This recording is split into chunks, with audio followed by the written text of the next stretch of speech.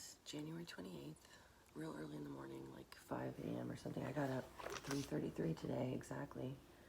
Checked my clock, and then I tried to go back to sleep for a little bit or meditate for a while, and then I get up at like 4 anyway usually, so just kind of got up, started my morning practice, and I've been spending a lot of this hibernation season trying to figure out my patterns and my path, and why I'm here in this human experience, because spirituality, I feel like I have down pat. I mean, I love it. I love to meditate. I love to do all the things, it's kind of like my life purpose, I guess, as a human here. But then I also know that I chose to be here now, a human on this planet, so I have a job to do, because I just want to get to business, basically. So I'm, working on that. It's like, I feel like my life has been on this big spiral, it's been wide, and then now it's like starting to get smaller. We're starting to get more fine-tuned, so I'm able to build like more of a foundation as to why I'm here and what I'm here to do,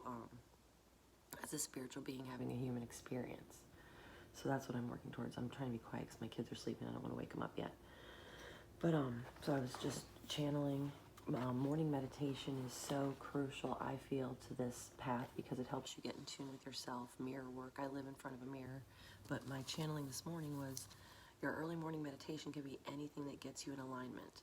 The idea is to get close to your creator, feel at one with God, source, universe, whatever that is to you.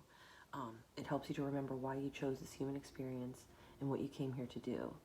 This morning I sat listening to Krishna Das, journaling these channeled messages. Throw the rules out the window, find your own version of self-discipline, and start to work on your own inner engineering. It's not about anyone else or anything else, or any groups or any circles or anything. It's about you and your spiritual path here on this planet, and why you came here to do the job that you're here to do. So that's like what our purpose is, and we get caught up in the social construct of everything. Another big thing that's been coming up for me is alcohol. Now, I haven't had a drink in over 3 years, and I wouldn't have said I was an alcoholic, but I come from a family of regular drinkers, like daily drinkers, which I guess that's an alcoholic, I don't know. I would notice that I would self-medicate, or just, I liked the feeling of being even just a little bit drunk or having a little bit of alcohol, because it just kind of takes the edge off and would mellow me out. And I honestly thought it would probably be a part of my life for the rest of my life, because my whole family, 5 o'clock on the dot, would get a cocktail. That was like, I'd be at my grandmother's house. She'd be like, Jenny, you want a wine? At 5 o'clock on the dot. And we'd all just have our wine, and then it would be till bedtime. We'd have drinks. So, I thought that was how my life was going to go. And then I started like this meditation practice and went into the deep yogic meditation teacher training in 2018. And that's what made me just, I guess, I just said goodbye to it, because I couldn't get past a certain like level of ascension, and it just does no good. And then I was reading all these articles about how if you do drink, it can allow like other entities, like trickster energy and negative types of energy, to get into your body and do things that you don't feel good about doing, and even if I did have a night where I drank and I didn't do anything, that made me feel bad about myself, I still woke up and felt anxious, because it like pushing, when it comes out of your blood and you're pushing it out, it comes out in the form of like an anxiety, which gets projected onto family, which is, again, not a healthy thing. It's a toxic, to me it's just toxic, but that's to me, and I know it's a personal thing for everyone.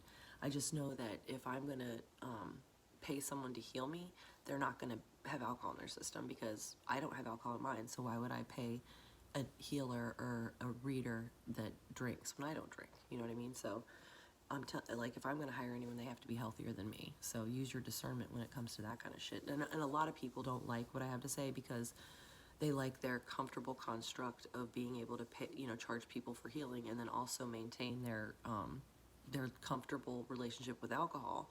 To me, that doesn't align, but that's not for everyone. Everyone has their own path and individual journey. So I've lost a lot of friendships because of that, though. And I stay true to me. I stay true to my path. And I don't care if anyone else subscribes to it, because it's my path. And if you do, you do. If you are attracted to me and my energy and want to, be friends, or want to, get, I don't know, deep dive, I'm all about it. I love to talk to people. I love to get to know people. But I just am not here for that partying alcohol experience. The energy of it makes me uncomfortable. The love bombing that comes with people who drink a lot makes me super uncomfortable. It's just, that's part of my path here, is to transcend that, because it was a part of my whole life, my whole childhood, into my adulthood. And I know that I had a choice to make because of my own children and my relationship and how I felt about it and how it was for my family growing up. It was a story that played out for me so that I could make a choice to not put my children through that, or to continue on the same, ancestral path that has been going on for generations in my family. And I chose to be the one that was going to break that cycle. So that's where I'm at with it. And I totally don't care what anybody else does, because that's your path. And I love you. I respect you. Do you, but it just doesn't align with me. And that's totally, it's just personal to me. So anyway, enough of that tangent. But so yeah, I've been doing a lot of research. I've been on a deep dive about the new moon that's coming up, and then the full moon, and then the retreat that Britt and I are planning, the Rise of the Sovereign Empress retreat that's in Balsam Grove. So anyway, here we go. It's time to get on with the day. I don't know why I said here we go, because I'm about to be done with this message. But anyway, thank you for listening. I'm going to try to be more present on this channel. I'm going to try to be more present with my message. I'm working towards fine-tuning it now and just getting my voice out there, what I came to say. And I hope everyone has an amazing day. Tomorrow, Venus is out of retrograde, and I'm interested to see how that affects certain things that are going on in my story right now. So anyway, I'll talk to you guys soon.